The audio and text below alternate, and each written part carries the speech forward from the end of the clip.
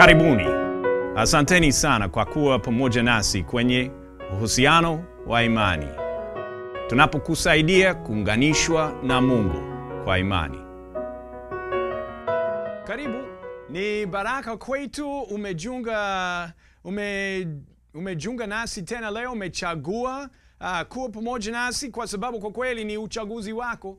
Unaweza kuzima TV, unaweza kuzima radio, unaweza kuondoka, unaweza kubadilisha ni nini unachotazama au kusikiliza. Mimi najua wewe una uchaguzi, lakini mimi nashukuru sana umeamua kuwa pamoja nasi. Namshukuru Mungu ametupa nafasi hii kwa njia hii kuwasiliana. Na kwa kweli mimi ningependa kusikia kutoka kwako. Ukiwa na wazo lolote au swali lolote, unaweza kupeleka barua pepe kwetu na kuuliza au kutuambia unavyoona, na tungefurahi sana kupokea barua hiyo.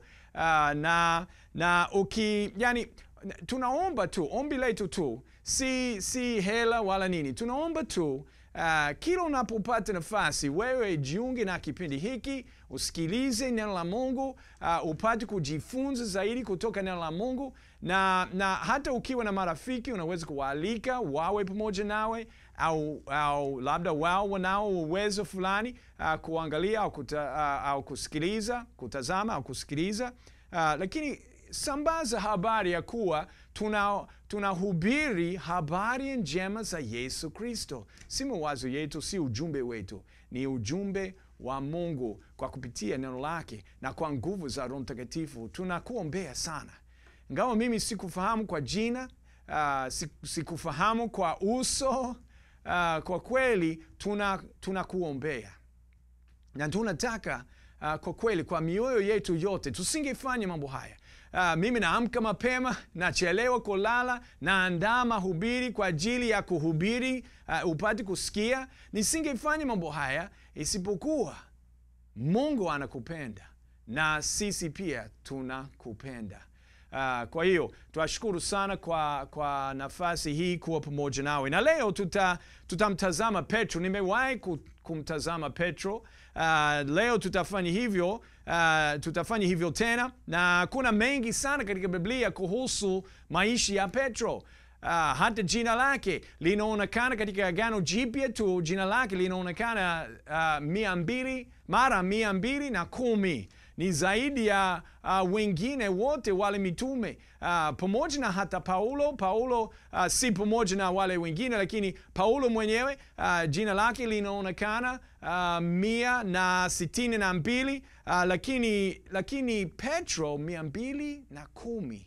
Tunaona jina lake na kuhusu maisha yake. Na mimi binafsi nampenda Petro. Namshukuru Mungu ameweka habari yake katika Biblia. Tunaweza kuona mambo aliyotenda yeye, maneno aliyosema, na tunaweza kujifunza.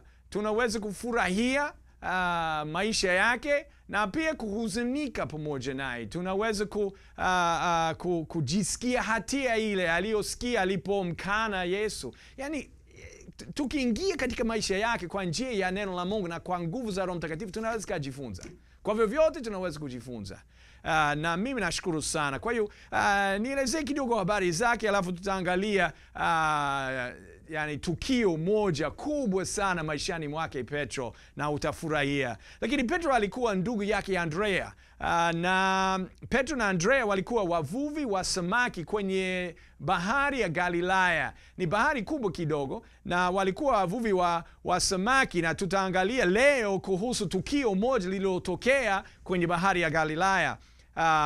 Na Petro na Andrea walikuwa marafiki zao Yakobo na Yohana. Mnakumbuka wale kaka, na hata walikuwa na ushirika fulani.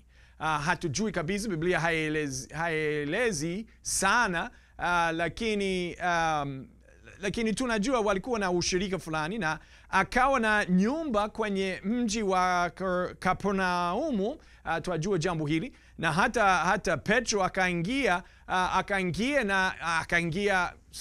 Yesu akaingia kwenye nyumba ya Petro. Mara nyingi sana angekaa pale alipopitia Galilaya, na Petro akawa na mke na mkwe, kwa sababu siku moja aliingia kwenye nyumba ya Petro. Yesu akaingia kwenye nyumba ya Petro na akamponya mkwe wake. Kwa hiyo tunajua Petro alikuwa na mke, na siku moja Yesu akatembea kando ya bahari ya Galilaya na akawaita Petro, Andrea, Yohana na Yakobo, akawaita na mara Biblia inasema mara wakaziacha nyavu zao. Kwa hiyo tuwaona Petro akawa na moyo kumjua, kumfuata, kujifunza kutoka Yesu Kristo. Akawa na moyo kumjua na kumfuata Yesu na kujifunza kutoka kwake. Alitaka awe karibu naye Yesu, na si rahisi kuacha kila kitu. Imani yake, akaacha kazi yake. Yani kazi ile iliyompatia riziki, iliyompatia mahitaji yake, akaacha amfuate Yesu. Kwa hiyo alikuwa mvuvi wa samaki tu, kwa hiyo sidhani kama alikuwa tajiri sana, lakini akaacha nyavu zake. Biblia inasema mara akafanya hivyo,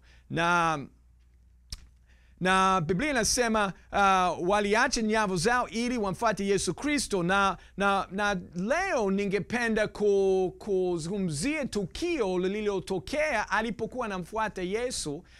Na unajua, siku moja Yesu alikuwa nyikani akifundisha na kuwaponya wagonjwa wengi sana, na jinsi ile jioni ile alifanya muujiza alipowalisha makutano ya watu wengi sana kwa kutumia wale samaki 2 na mikate 5, na watu walikuwa wengi. Wanaume tu walikuwa 5,000. Wanaume tu walikuwa 5,000. Kwa hiyo hatujui ni wanawake walikuwa wangapi. Labda walikuwa 5,000 pia. Sijui, labda walikuwa zaidi. Kulikuwa watoto waliokula. Yani wake na watoto hawakuhesabika kwenye namba hii 5,000, lakini tunajua inaweza ikafika labda watu 20,000, watu wengi sana. Yesu alikuwa anawafundisha na siku ikaendelea, muda ukapita kwa haraka, na Yesu akasema tuwalishe kwa njia gani? Wale mitume wakashangaa, lakini Yesu akasema kuna chakula gani? Wakasema kuna samaki na mikate michache tu, yani samaki 2, mikate 5. Yesu akasema basi tutatumia. Akamshukuru Mungu, akawaambia wote wakai chini, waketi chini pale, na akawagawa kwenye 50-50, halafu akawalisha. Wakasambaza chakula hicho, na Biblia inasema baadaye vikapu vingi vikachukua vipande vile vilivyobaki. Yani inashangaza. Yani aliwezi kuwalisha, lakini isitoshe walikusanya vipande vilivyobaki vya mikate na vya samaki, na vikapu 12, yani kiasi kubwa sana. Na Yesu baada ya chakula, baada ya kufanya hivi vyote, yani vitu vyote, Yesu akawalazimisha wanafunzi wapande kwenye chombo na kutangulia mbele yake kwenye ng'ambo ya bahari ya Galilaya. Na yeye mwenyewe alitaka kuwaaga makutano na kuenda faragani mwenyewe peke yake, aende aombe, na akawa peke yake kwa muda kidogo, na baada kuwaaga watu akaenda faragani kuomba, na alipanda mlimani, hata mlima fulani akapanda pale na akawa peke yake. Na wakati huo alipokuwa peke yake kule mlimani akiomba, chombo kile cha wanafunzi kilikuwa katikati ya bahari, na bahari ilikuwa imechafuka vibaya. Walikuwa kwenye hali mbaya kweli kweli, na walitaabika sana, Biblia inasema, na mawimbi. Na mara nyingi dhoruba ingetokea ghafla juu ya bahari ya Galilaya. Unajua bahari ya Galilaya inao urefu wa kilomita 20 na upana wa kilomita 12 tu. Kwa hiyo ni 20 kwa 12 na uko mita 200. Yani bahari yenyewe iko mita 2 chini ya usawa wa bahari. Mita 2 chini ya usawa wa bahari. Kwa hiyo kulikuwa nafasi kwa dhoruba kuja ghafla. Kuna milima inayozunguka pia. Kwa hiyo usiku huo dhoruba ilikuwa mbaya sana. Ilikuwa mbaya mno. Na wale wanafunzi mitume walikuwa kwenye chombo kile wakitabika sana kwa sababu ya mawimbi ya bahari. Na sikiliza, Yesu aliwaambia waingie chomboni. Yesu aliwaambia watangulie, na Yesu hakuingia nao. Wengine wangeanza kumlaumu Yesu na kusema, kwa nini Yesu hakuingia pamoja nao? Kwa nini Yesu aliwapeleka kati ya bahari? Kwa sababu twajua wote bila shaka Yesu alijua kutakuwa na shida baadaye. Sikiliza jamani, Yesu akawa na mpango. Hakuna aliyekufa pale, hakuna aliyepoteza maisha. Mungu akawa na mpango ajipatie utukufu, wapate kumwamini. Na mara kwa mara katika maisha yetu kuna dhoruba itakuja na kuna sababu. Mungu ana sababu. Unaweza kumwomba kwa nini. Haina shida kumwomba Mungu, kwa nini dhoruba hii imeingia maishani mwangu? Labda anaweza kuonyesha moja kwa moja. Labda unaweza kutambua moja kwa moja. Lakini ujue hakika Mungu ana kusudi. Mungu ana kusudi. Labda ameruhusu sababu fulani, au labda amepeleka mwenyewe sababu fulani, ili wewe labda ujifunze, au labda uweze kuleta utukufu kwa Bwana akishafanya muujiza. Unajua, sisi wanadamu tunapenda kuona miujiza. Tungefurahi tukiona muujiza kila siku. Na mimi nikiuliza swali, je, ungependa wewe kuona muujiza? Wewe ungesema, bila shaka ningefurahi kuona muujiza. Lakini sikiliza, unapaswa kufika hali inayotaka muujiza kwanza. Na unapaswa kujinyenyekeza kwanza, na kuona mimi siwezi kwanza. Sisi wanadamu hatupendi kuwa na hali hiyo. Sisi hatupendi kuwa na upungufu kiasi ambacho hatuwezi kufanya lolote. Na tutaona Petro baadaye katika habari hii, tutaona alivyosema maneno mawili tu, Bwana uniokoe. Yani akasema maneno kwa sababu akawa na hali mbaya sana Petro. Na labda wewe una hali mbaya. Unaweza kumwomba Bwana kukusaidia. Yani anajua na anajali.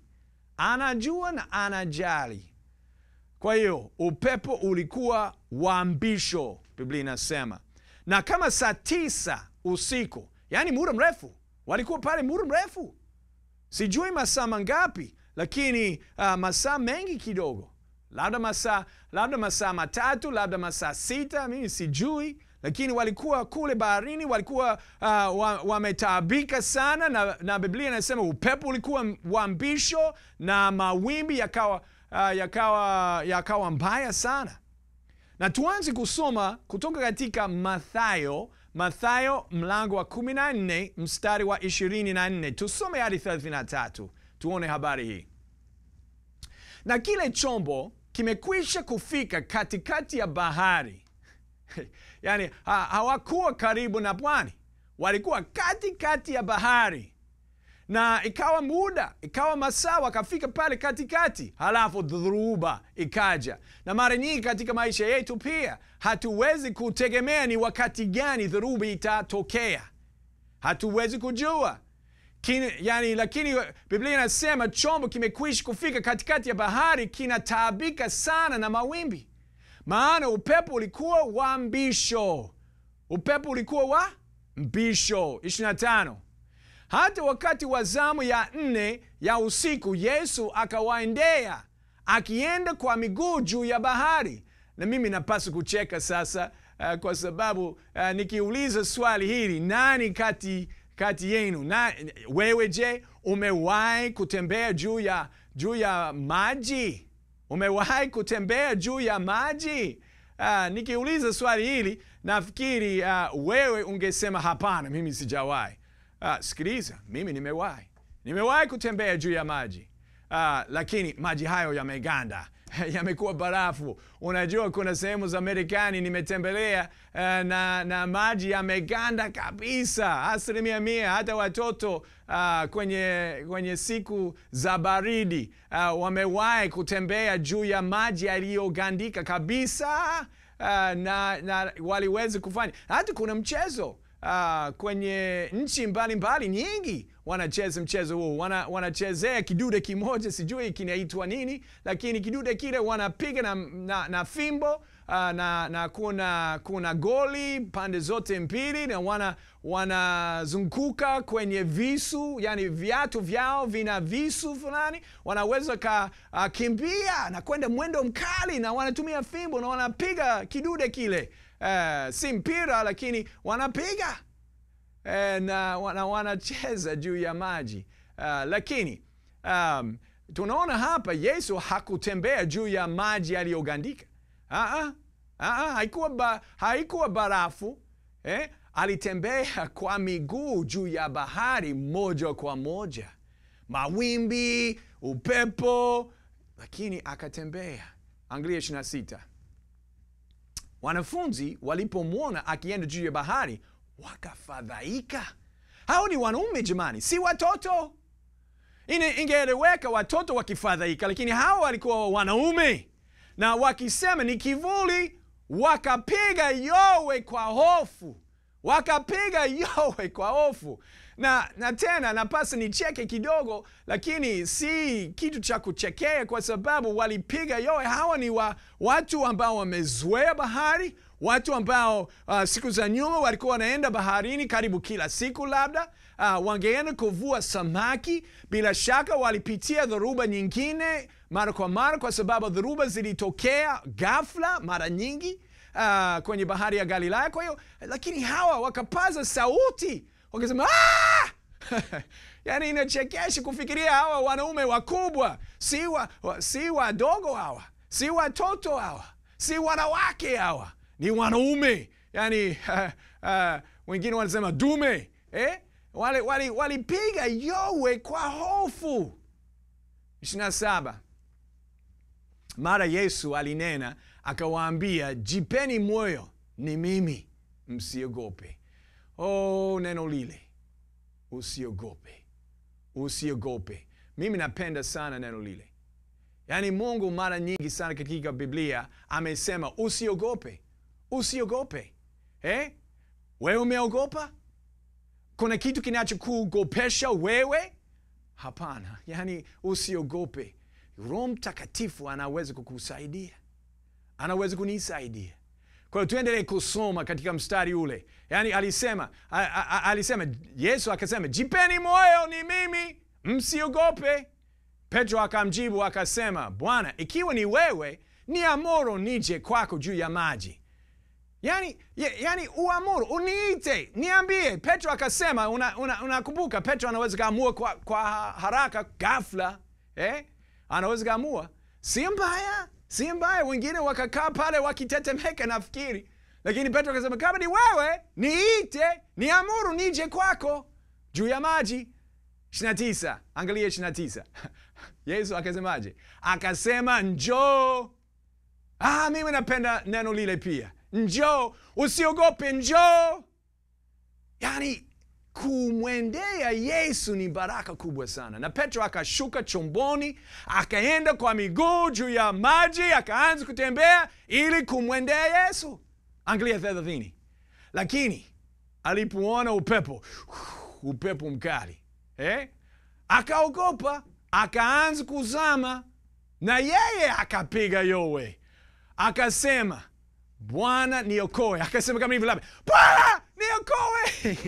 Yani jambo la ajabu. Alikuwa akasema, kama ni wewe Bwana, kama ni wewe, niite nije kwako, niamuru nije kwako. Kwa hiyo Yesu akasema, njoo. Petro akasema, basi mimi nitaenda.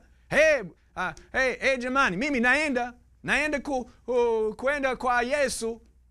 Akaanza kutembea juu ya maji. Bila shaka akawa na ujasiri. Labda akaanza kujaa kiburi. Labda ni kiburi kilichomwangusha kwanza.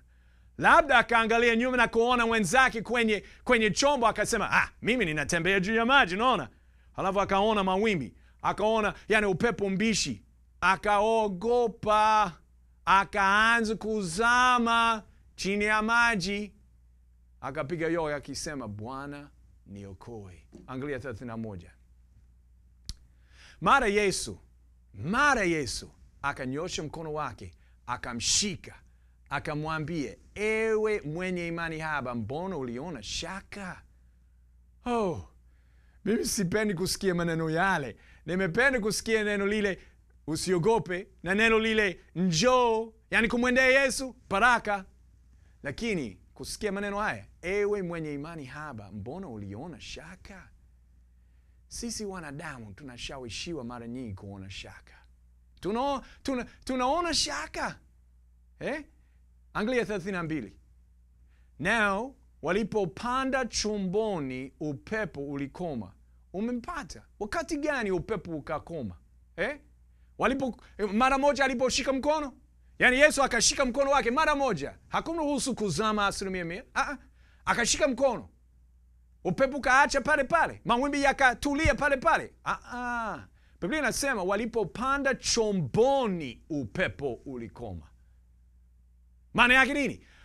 Yesu na Petro wakatembea juu ya maji pamoja, wakaingia kwenye chombo tena pamoja. Na mimi nafurahi, ingawa dhoruba inakuja, naweza kumtegemea Bwana na kushika mkono wake, au yeye kushika mkono wake, tuseme. Nishike mkono wake na kutembea juu ya mawimbi naye. Amen. Na Biblia inasema katika 33, nao waliokuwamo ndani ya chombo wakamsujudia wakisema, hakika wewe u mwana wa Mungu. Ni hakika kweli kweli. Ni hakika kweli kweli. Kwa hiyo ni habari njema sana. Na mimi ninafurahia. Ni kati ya habari katika Biblia, mimi naipenda habari hii sana sana. Kwa sababu ni kama mimi mimi ningefanya hivyo nafikiri. Ni kama ningalifanya mimi. Kwa hiyo mimi nikasema maneno kama hayo pia nilipokuwa mtoto. Petro akasema, Bwana niokoe. Mimi sikusema maneno yale mawili tu. Nakumbuka nilikuwa pamoja na mwalimu na wanafunzi wengine. Tulikuwa tunakaa kwenye basi. Na ilikuwa kama darasa kwa sababu hakuwa na nafasi kwenye majengo. Kwa hiyo tukaenda nje, mwalimu akatupeleka nje kwenye basi. Na tulikuwa tunakaa pale kama darasa. Na mwalimu akafundisha. Mwisho wa mafundisho akatuuliza. Akasema, nani angependa kumwamini Yesu? Mimi nikafikiri, nani asingependa kumwamini Yesu? Nani asingependa? Nani asingekata shauri? Nani asingeamua kumfuata Yesu? Mimi nilisema, lazima niende. Nilijaribu kuongea na rafiki yangu aliyekuwa anakaa karibu nami, na yeye hakuenda. Yeye alikataa. Lakini mimi nikaenda. Na kule mbele ya basi pale mahali alipokuwepo, nikakutana na mwingine, sijui kama msichana, sijui kama mvulana, mimi nimesahau sasa, lakini tulikuwa wawili nahisi. Na tulikaa pale na mwalimu akaongea nasi, na mimi nikaweka imani yangu kwa Yesu Kristo. Na nilihitaji kufanya hivyo kwa sababu Biblia inasema sisi sote ni wenye dhambi, tuna shida. Petro akawa na shida, akasema, Bwana niokoe. Na sisi pia tuna shida, wanadamu wote wana shida. Sisi sote ni wenye dhambi. Biblia inasema katika Warumi 3:10, Biblia inasema, kama ilivyoandikwa ya kwamba hakuna mwenye haki hata moja. Na 3:23, kwa nini hakuna mwenye haki? Kwa sababu wote wamefanya dhambi na kupungukiwa na utukufu wa Mungu. Hakuna yeyote asiyepungukiwa na utukufu wa Mungu. Sisi sote tumefanya dhambi na tumepungukiwa na utukufu wa Mungu. Na kuna mshahara wa dhambi. Kuna adhabu ya dhambi. Ukiangalia Warumi mlango wa 6 mstari 23, Warumi 6:23, kwa maana mshahara wa dhambi ni mauti. Yaani kwa sababu tunafanya dhambi tunastahili mauti. Kwa sababu tunafanya dhambi tunastahili mauti. Na tutapata mauti tusipopata msaada. Yaani tutapatwa na mauti, yani mtengano, kutengwa na Mungu. Bali karama ya Mungu ni uzima wa milele katika Kristo Yesu Bwana wetu. Amesema, kwa maana mshahara wa dhambi ni mauti, bali karama ya Mungu ni uzima wa milele katika Kristo Yesu Bwana wetu. Na unajua, tuna shida kubwa. Sisi sote ni wenye dhambi, sisi sote tuko chini ya hukumu wa mauti. Hata Warumi mlango wa 5 mstari 12, Warumi 5:12. Kwa hiyo, kama kwa mtu mmoja dhambi iliingia ulimwenguni, na kwa dhambi hiyo nini? Mauti, mtengano. Na hivyo mauti ikawafikia watu wote kwa sababu wote wamefanya dhambi. Kwa hiyo tuko chini ya hukumu, tuko chini ya ghadhabu ya Mungu. Halafu pia Mungu atupende kiasi ambacho amemtuma Yesu Kristo kutufia msalabani. Warumi 5:12, Warumi 5:8, Warumi 5:8. Bali Mungu aonyeshe pendo lake yeye mwenyewe kwetu sisi kwa kuwa Kristo alikufa kwa ajili yetu tulipokuwa tungali wenye dhambi. Wakati gani? Ingawa tulikuwa wenye dhambi. Tulipokuwa tungali wenye dhambi, Yesu Kristo alitufia msalabani. Yesu Kristo alikufia msalabani. Na Biblia inasema katika Tito mlango wa 3 mstari wa 5, Tito 5:3-5, si kwa sababu ya matendo ya haki tuliyoyatenda sisi, bali kwa rehema yake, kwa kuoshwa, kwa kuzaliwa kwa mara ya pili na kufanywa upya na Roho Mtakatifu. Na pia Waefeso mlango wa 2 mstari wa 8 na 9, kwa maana mmeokolewa kwa neema kwa njia ya imani, ambayo hiyo haikutokana na nafsi zenu, ni kipawa cha Mungu, wala si kwa matendo, mtu yeyote asije akajisifu. Sisi hatuwezi kujiokoa. Tunapaswa kuokolewa na Mungu. Tunapaswa kuokolewa kwa neema, kwa njia ya imani. Ni jinsi tunavyopaswa kufanya. Yani tunapaswa kulitia jina lake. Na katika Yohana 6:40 unapaswa kumwamini Yesu. Angalia, kwa kuwa mapenzi yake Baba yangu ni haya, ya kwamba kila amtazamaye mwana na kumwamini yeye. Kumwamini nani? Mwana. Mwana ni nani? Yesu Kristo. Awe na uzima wa milele, nami nitamfufua siku ya mwisho. Na pia Warumi 10:13, angalia ni jinsi tunavyopaswa kufanya kila moja. Kwa kuwa kila atakayelitia jina la Bwana ataokoka. Ata nini? Ataokoka. Tunapaswa kuokoka.